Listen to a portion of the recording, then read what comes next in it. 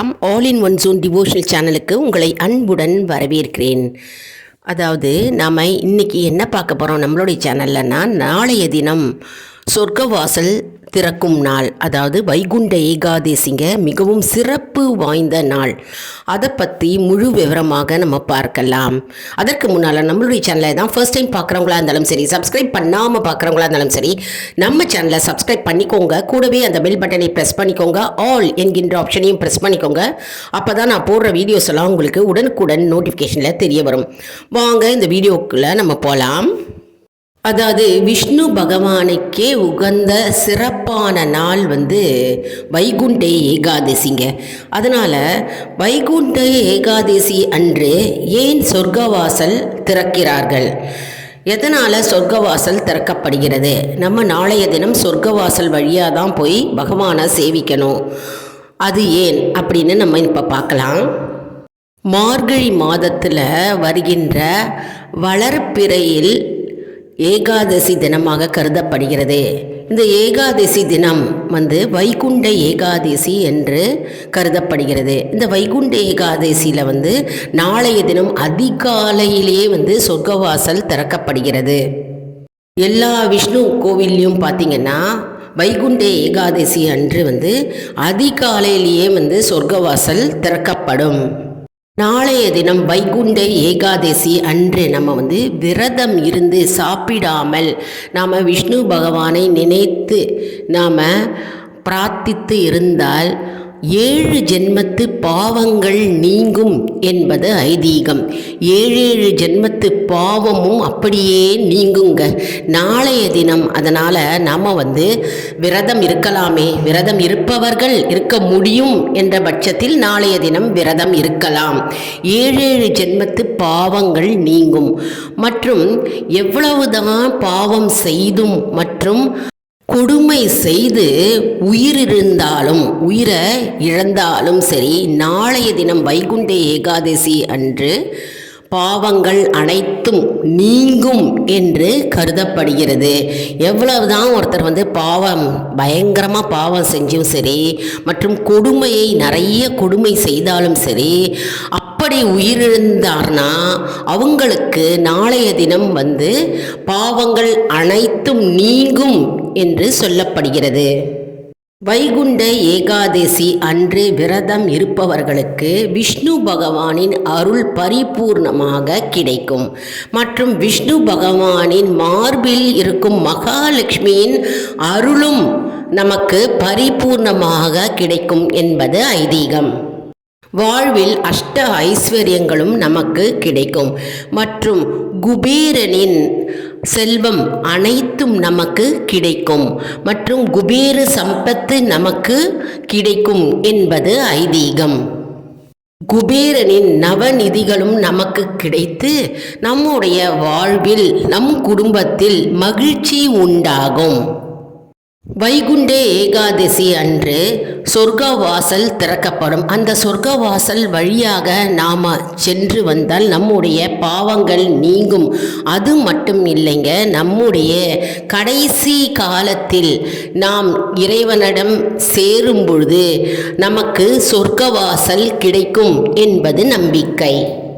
மேலும் நாம் சொர்க்கத்தை அடைவோம் என்பது ஐதீகம். வைகுண்ட ஏகாதசி அன்று சொர்க்கவாசல் திறப்பதற்கு காரணமாக இருப்பவர் யார் என்று நம்ம இப்போ பார்க்கலாம். அதாவது 2 அசுரர்களுடைய பெயர் மது மற்றும் கைடபர். மது என்ற அசுரர், இன்னொருவர் கைடபர் என்ற அசுரர். இந்த 2 பேரும் மகாவிஷ்ணுவிடம் இருந்து அவர்களுடைய வேதங்களையே எல்லாத்தையும் திருடி கொண்டார்களாம். வேதங்களை திருடி கொண்டு தேவர்களை வதம் செய்து தேவர்களை எல்லாம் கொடுமைப்படுத்தி மக்கள்களையும் கொடுமைப்படுத்தி கொண்டிருந்தாராம். அதாவது இந்த 2 அசுரர்களும் மிக மிக கொடுமையை செய்து கொண்டிருந்தார்களாம். அப்பொழுது மகாவிஷ்ணு அந்த அசுரர்களிடமிருந்து வேதங்களை எல்லாம் மீட்டாராம். மேலும் அசுரர்களையெல்லாம் அழித்தாராம். 2 அசுரர்களையும் வதம் செய்து வேதத்தை மீட்டாராம். அப்போது அந்த 2 அசுரர்களும் விஷ்ணு பகவான் கிட்ட வந்து, நாங்கள் 2 பேரும் உங்களுக்கு எப்பவும் காவலாளர்களாக இருக்க வேண்டும், நாங்கள் எப்பொழுதும் உங்களுக்கு காவல் புரிய வேண்டும் என்று வேண்டி கேட்டுக்கொண்டாராம். அது மட்டும் இல்லைங்க, வைகுண்ட ஏகாதசி அன்று வடக்கு வாசல் வழியாக சென்று விஷ்ணு பகவானை தரிசிப்பவர்களுக்கு முக்தி கிடைக்க வேண்டும் என்று வேண்டிக் கொண்டார்களாம். இறைவன் அவர்கள் கேட்ட வரத்தை அப்படியே கொடுத்து விட்டாராம். இதன் காரணமாகவே வைகுண்ட ஏகாதசி அன்று சொர்க்கவாசல் திறக்கப்படுகிறது. அதனால் நாளைய தினம் வைகுண்ட ஏகாதசியை நாம் தவறவிடக்கூடாது.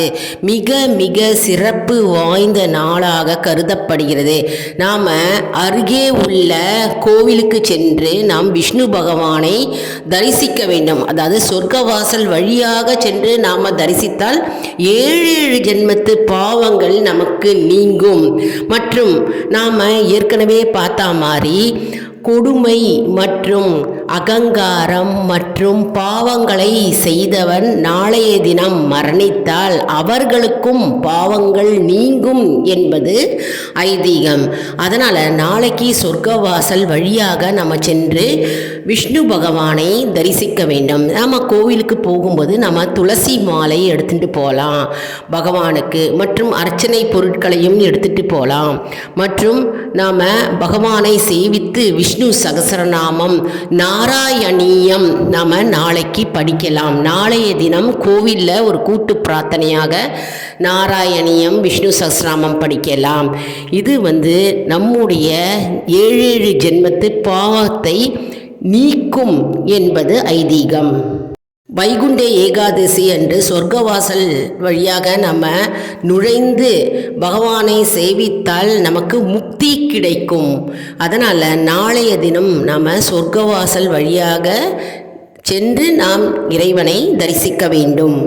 நாளைய தினம் விரதம் இருப்பவர்கள் அதிகாலையில் எழுந்து குளித்து விட்டு நாம் பூஜை ரூமில் விளக்கு ஏற்றி வைத்து பின்னர் நாம் ஸ்லோகங்களை சொல்லி சுவாமிகள் அனைத்திற்கும் நாம் பூக்களை வைத்து நாம் பூஜை செய்ய வேண்டும்.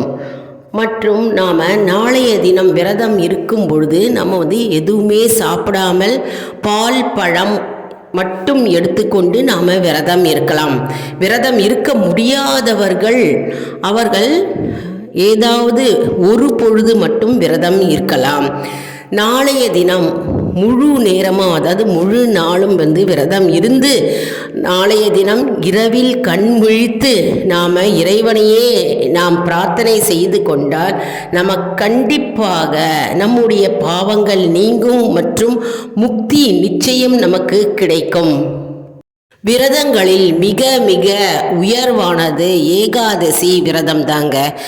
அதனால் வைகுண்ட ஏகாதசி அன்று விரதம் இருப்பது மிகவும் சிறப்பு வாய்ந்ததாகும்.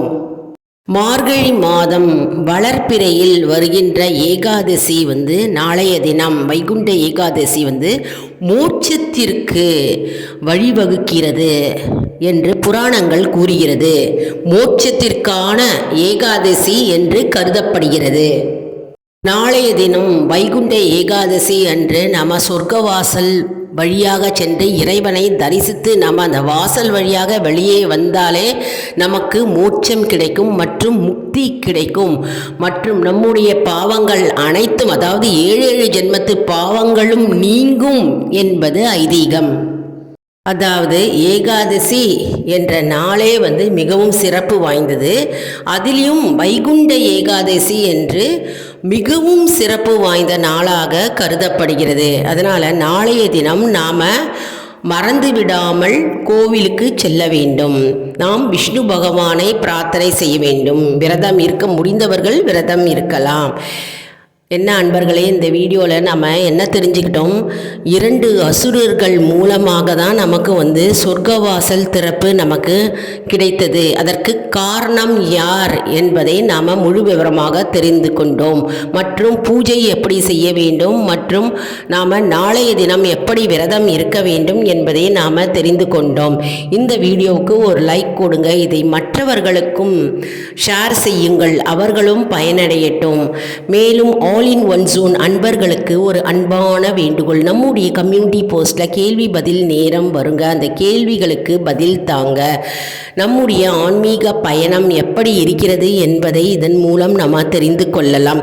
இது ஒரு ஊக்கமாகவே நமக்கு அமையும். இது சப்ஸ்கிரைப் செய்தவர்களுக்கு மட்டுமே தெரிய வரும். அதனால் நம்முடைய சேனலை மறக்காமல் சப்ஸ்கிரைப் செய்து கொள்ளுங்கள். அடுத்த வீடியோவில் வேறொரு தலைப்புடன் உங்களை சந்திக்கிறேன். நன்றி, வணக்கம்.